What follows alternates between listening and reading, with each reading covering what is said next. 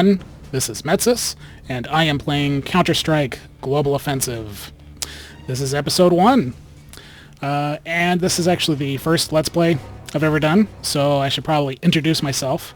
My real name is Glen, with one N, so you can refer to me as Glen in the comments. I'm perfectly fine with that.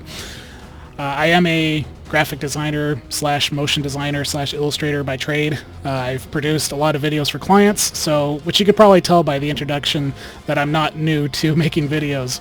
But I like to play games in my spare time, and I figured, you know, if I'm going to do that, I might as well, you know, do something constructive out of it. Okay, so about this Let's Play, how did I decide to do this? It was Farlands or bust, I'll be quite frank. First episode that I ever watched was Kurt J. Mack talking about how he was a web designer and quit his job, which I could totally relate to. Not that I quit my job, I still do it for freelance, but I am trying to move on to other things like web comics and animation. But I've made it my life mission to help people learn how to do things that they wouldn't be able to do otherwise. I do like to teach. In particular, I like to demystify certain topics. I like to teach people how appealing character design works. I like to teach people how light works so that they can paint realistic stuff from their mind. And I like to teach people 3D modeling. And I'm going to teach you about games. Now, I'm not a pro gamer by any means because I have a life. But as with teaching the arts and stuff like that, I figure being just previously a noob not too long ago gives me an edge because I remember how I learned all this stuff. I remember what it was like to be a noob, and I remember what I learned to not be a noob anymore. So that stuff is still fresh in my memory, and I keep it fresh because I keep a journal with all of my aha moments, which I can in turn share that with other people. Alright, so that being my life mission, how did I learn Counter-Strike? Well, I didn't play much of the original Counter-Strike when it came out, but I played a lot of CS Source quite a bit in college, but I wasn't that good at it. I was only good at LAN parties because everybody there sucked too. But we did have one guy who was really good, and he was my roommate, and he taught me how to, basically, how to not suck. He demystified the game. He told me how the weapons worked and told me how the game worked. And when I understood it, I stopped being frustrated and I could apply it, and then I could start totally owning. And that's almost exactly what happened. If I had more practice, I would be really good. But just the demystifying part, within a week, I was able to hold my own quite well. And I'm going to teach you the same exact stuff that he taught me.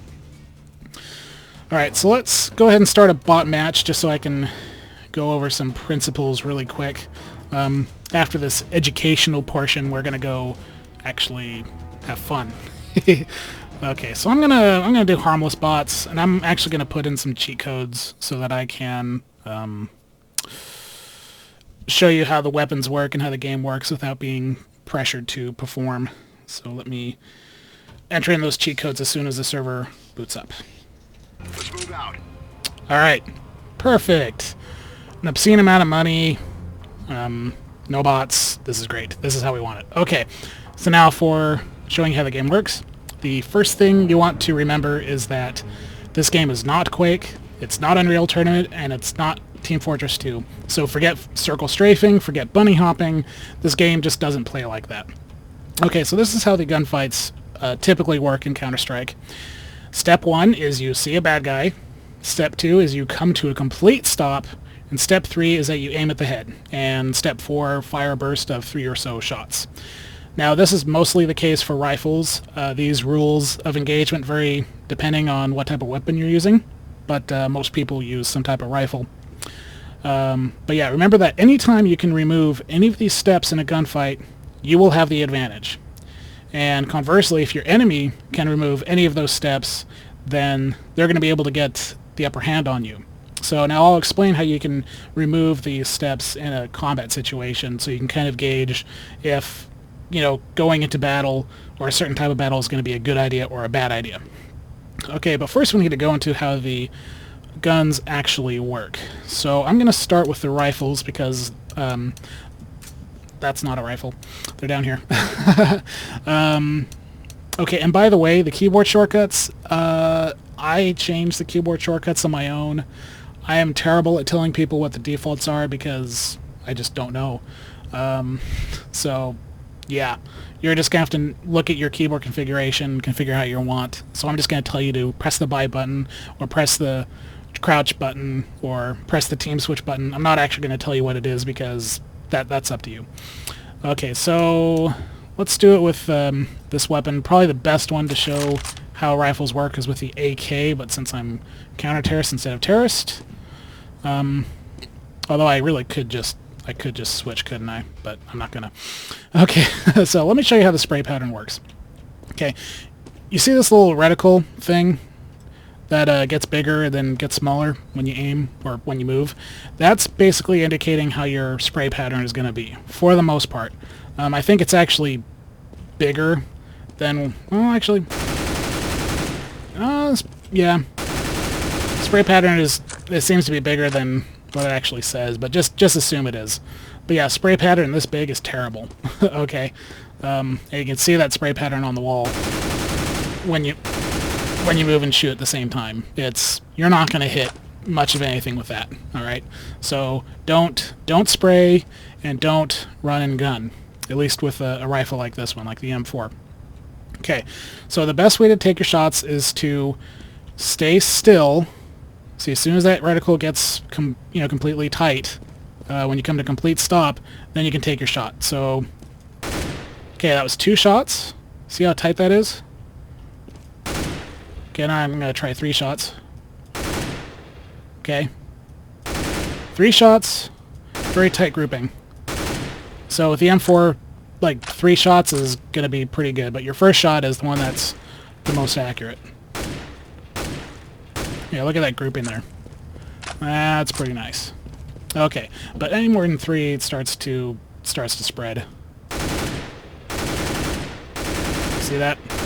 Also, you see it. This has a little bit of upkick on it. So for a weapon like this, if you're doing burst fires, you probably actually want to aim for the neck because all the bullets ahead of that are going to be going up because of the upkick of the weapon because of the recoil. Okay, so rifles have very powerful rounds, so you want to be accurate with them. They're terrible at spraying, especially when you move, so they're not good at running gunning.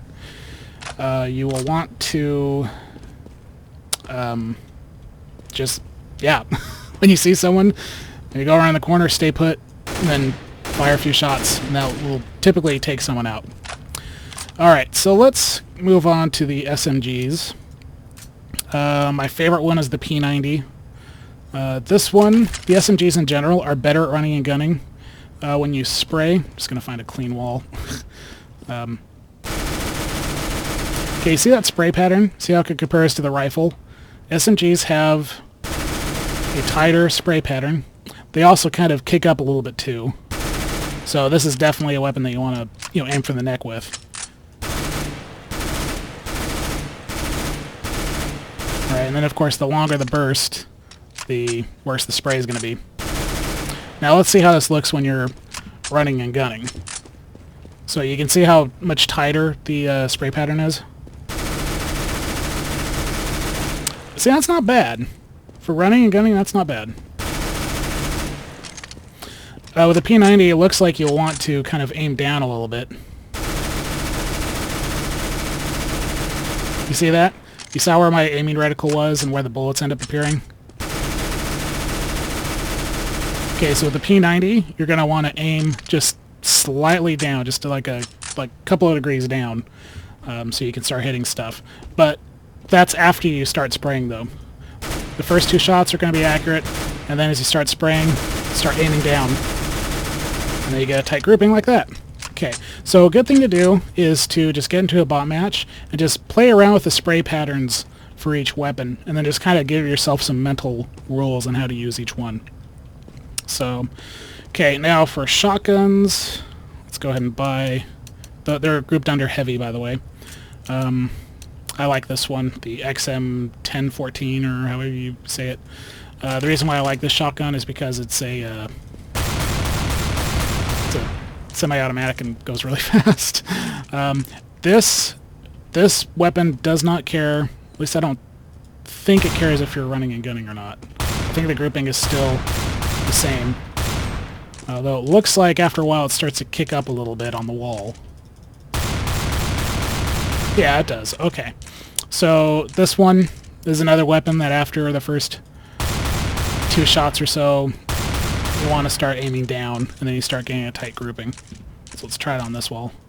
Aiming down. Yeah, there you go. Yeah. Okay. This one, you can run and gun. This is the perfect weapon for that. You can just pull around corners, you can just, you know, keep running. You can move fast and get a pretty tight grouping. But of course, this is a short range only weapon. Mid-range is terrible. Long range, good luck. So if you're in a combat situation, you're like, oh man, that person's way over there. I have a shotgun, but hey, there's an M4 laying on the ground. Press G. Although I said I wasn't going to tell you what the keyboard shortcut is. Although I'm pretty sure I did not change the drop key. So, but if I did, my bad. But press the drop weapon key, and then you'll be able to pick up another one. So that's a pro tip right there. Works the same thing with pistols, except there's no other pistols on the ground. Okay. Other heavy weapons. So let's say for the noob cannon, which I don't have money for because I've been blowing it all. But even, okay, we call it the noob cannon, but basically it's a machine gun. Even with the machine gun, the spray on that is horrendous. In fact, I'm just going to pause it really quick.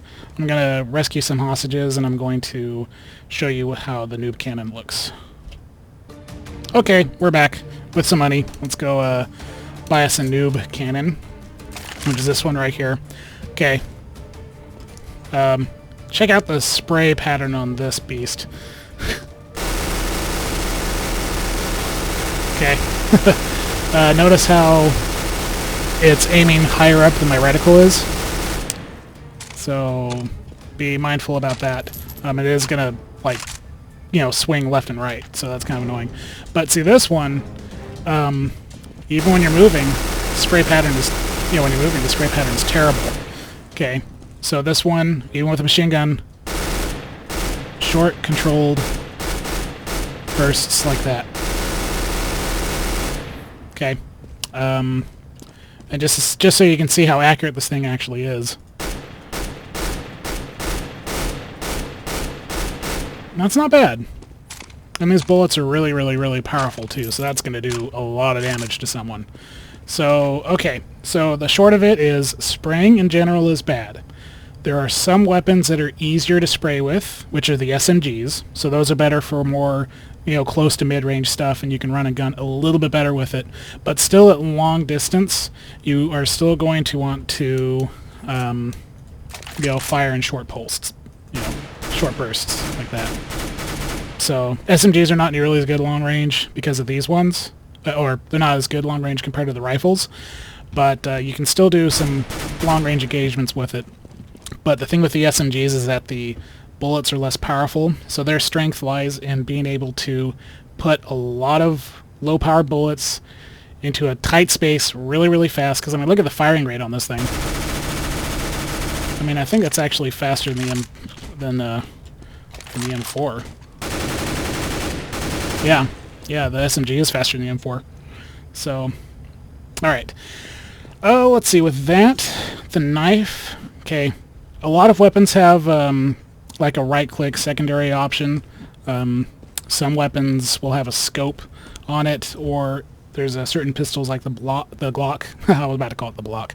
The Glock has a burst fire mode, and I think the FAMAS also has a burst fire mode as far as rifles are concerned. So just press right click and see what it does. But the knife, left click will just do a slash, and then right click will do like a instant kill sort of a thing, you know, for the most part. So if you're gonna knife someone, right click, and that should do it. But of course right clicking is also slower as opposed to just slashing, so it's up to you. But one thing is that depending on what weapon you have out, you'll actually run faster or slower. So like, let's say if I have Well, I can just show you with the rifle. See the move speed I'm going at, and if I switch to my knife, I go just a little bit faster. So if you watch a game and you see people with their knife out running, they have their knife out because they run a little bit faster than if they have their main weapon out. So on the pistol, they go, oh, I don't know, this seems about the same speed between the pistol and the M4, so just experiment with that. But, okay, so we've demystified the weapons. Let's go on to movement strategies. Cover is your best friend. Remember, step 1 is to see the bad guy. So if you're in a dark place or if you're behind cover and you're crouching so you're a little bit harder to see, with your body obscured, you're going to be harder to spot. Also, you're going to be harder to hit because not all of you is going to be, visible. Right? Okay. Also, as far as crouching, you can see that when you crouch, your aim is just a little bit better. Spraying is a little bit better when you crouch, but not by that much. So spraying is still bad, but you can crouch mainly just so you become a smaller target and to give yourself just a little bit of accuracy. Alright, working with the team, when you're moving around, there's in military this is called bounding overwatch or leapfrogging, and I'm going to switch to a fancy top-down view to show you how the movement strategies work. Alright, now remember how encounters in the game works. Step 1 is you see a bad guy. Step 2 is you come to complete stop. Step 3, aim for the head. And Step 4, fire a burst of 3 or so shots, and this depends on what type of weapon you're using. So for example, if you're using an SMG, you can start spraying while you aim down a little bit to account for the recoil. Now, if you are already stationary, then you get to skip Step 2 entirely and engage the enemy quicker, giving you the advantage. This is why leapfrogging works so well in Counter-Strike. At least one of your teammates will be able to engage immediately because they're stationary. They're not moving. They're probably also aiming down at the doorway that the enemy is going to come through anyway, so most of Step 3 gets skipped as well, because they can aim for the head a lot quicker. So when you go down a hallway or any space within a level, don't be behind a teammate. Don't go single file. Be sure you spread out. The more angles you have on the enemy, the better. If your ally is on the right side of the hallway when you're going down it, make sure you're standing on the left, because when the two of you start engaging, you don't want to, get in the line of fire of somebody else. So remember, this is not Unreal Tournament. This is not Quake. Moving means you cannot aim very well. And if you have a teammate that's on the left side and then you switch from the right wall to the left wall, you're going to get in their line of fire and you're going to become the meat shield between your team and the bad guys. Guns are very deadly in this game. It only takes a few hits for you to get taken out in most cases, especially if you get shot in the head. It will take one hit. Unless you have a helmet, then it will take 2. So getting shot by a teammate is a big deal. So trust that your combined fire of your teammates will be enough to take out the bad guy before they get you. So for the most part, stand your ground. If you're on the right side of the hallway, stand your ground on the right. If you need to kind of back up a little bit, then try and find some escape route on the back. But for the most part, if you're with teammates, trust that the combined fire of your teammates will be able to take those guys out. So when should you move? Well, if you know you're in a bad situation, if you turn the corner and you fail to kill someone when you see them, and they have better cover than you, or if they're off in the distance and they have a sniper rifle, or if there's any reason why they'll have an upper hand, like for example, if they're in a nice and cozy position where they can just sit and wait there for you to pop around the corner, again, Step 2, they've already got that covered, they got the upper hand. In that case, you're going to want to get out of there. And their teammates are probably trying to flank you at that point anyway because they've heard the gunfire and they want to help out their team. So get out. Don't throw yourself in somebody else's line of fire. You only have 1 life per round, so don't waste it. Is there a way to still engage in these lower hand situations? Yes, you can. You do that with a flashbang. And I'm going to show you what these flashbangs look like when they're used against you. Flashbang out.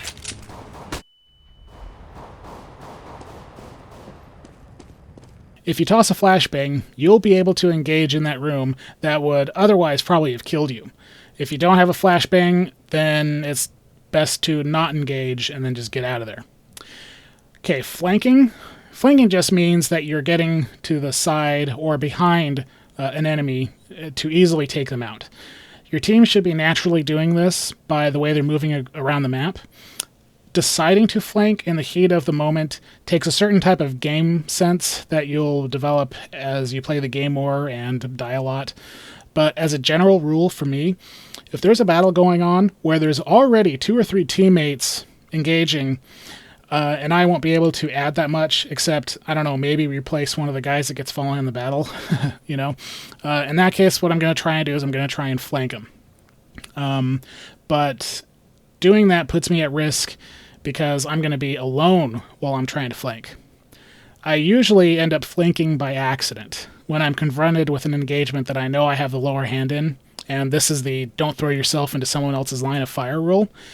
In those cases, I just change position, find a different attack route, and this might lead me to a situation where I can flank the enemy by accident. In those cases, I just put a big grin on my face and I take the shot.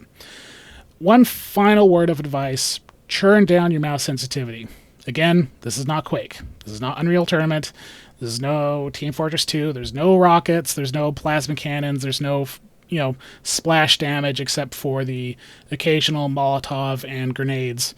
But Counter-Strike is about taking deliberate and precise shots. Moving around like a maniac means you cannot take deliberate shots. Your bullets are going to be going everywhere. So one thing you can do, aside from not moving around like a maniac, is to churn your mouse sensitivity down more than what you're used to with, those kind of twitchy, moving around like crazy games like, Unreal and whatnot. You want your mouse sensitivity low, but you don't want it so low that you can't do a complete 360 without keeping your mouse on the mouse pad. So that will help you be more accurate and take shots at a longer distance. Also make sure that you have mouse acceleration turned off. In fact, you'll probably want to turn this off at the operating system level. If you do RTS games, you'll definitely want it off. If you do first-person games, you have to have it off.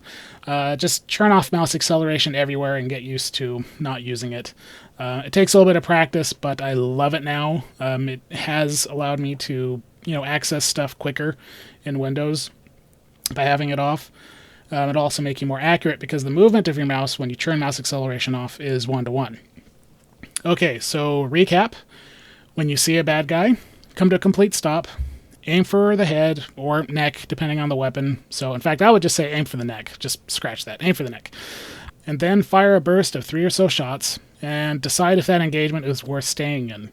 So, if you have the upper hand, then stay in it and keep on doing your short controlled bursts. If it's a situation that you have the lower hand in, get out of that room and either throw a flashbang grenade in or just take a different route entirely. Remember that SMGs let you run and gun at short range to mid-range, but you still need to do short bursts at long range. Shotguns are the run and gun weapon, but they're only good at short range. So at mid to long range engagements, you're going to want to use pistols, or at really long engagements, just don't engage that, even with a pistol. Remember to leapfrog with your teammates, stick to one side of the hallway, don't move in front of your teammates' line of fire. And if you have any suggestions, please leave them in the comments below. If you provide any good information on how to make me a better Counter-Strike player, then I'll give it a try, and I'll probably show it in the next video. Now with that out of the way, let's apply it and kick some terrorist or counter-terrorist trash.